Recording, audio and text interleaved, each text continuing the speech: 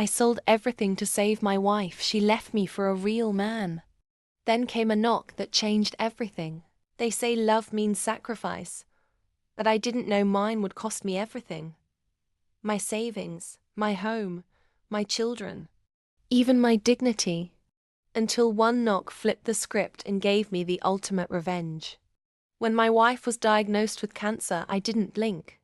I drained my savings, sold my car, pawned my grandfather's watch, even begged friends for loans. I worked nights and weekends, skipped meals, and held her hand through every round of chemo. I never once thought about what I was losing, because I was focused on saving her. And she got better. But the moment her strength returned, so did her ego. One morning, just weeks after her final treatment, she slid divorce papers across the kitchen table. "I need a real man now," she said, not even looking me in the eye. I stared at her, stunned. "What was I then?" I asked. Her reply? "A stepping stone." She took half of what was left, what little scraps remained after I'd burned through my life to keep her breathing. And she took full custody of our 2 kids, claiming I was emotionally unstable. I didn't even fight it. I was too broken. That night, I checked into a cheap motel. Alone. Numb. Staring at a cracked ceiling and wondering if any of it had ever been real. Then a knock at the door. I opened it, expecting the manager. But it was Jordan, a guy I hadn't seen since college. We'd lost touch after graduation, but back then, we dreamed about starting a business together.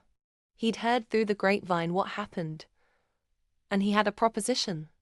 "I just closed a deal for a new AI platform," he said. "You still code like you used to?" I blinked, almost forgetting the man I used to be. That night, I said yes. I had nothing else to lose. Fast forward 3 years, I'm now CTO of one of the fastest growing tech startups in Silicon Valley. We sold our first company for $18 million. I bought a home big enough for 2 kids, with a backyard perfect for healing scars. Then the twist came. My ex-wife showed up at my office unannounced. She looked tired. Her real man had drained her accounts and disappeared. She'd lost her house. She was fighting a losing custody battle with him now. And suddenly she wanted to talk. I handed her a folder. Inside were adoption papers for me to become the legal guardian of my kids. They'd been staying with me for weeks already, by court order. I looked her dead in the eyes and said, "You were right. You needed a real man." And so did they. She walked out in tears. I didn't smile. I just went back to work, because I was finally building a life for the only people who mattered. If you found this story powerful, hit that subscribe button right now. I've got more true tales of betrayal, bounce backs, and ultimate revenge that'll leave your jaw on the floor. Subscribe, like, and share if you know the best revenge is rebuilding stronger.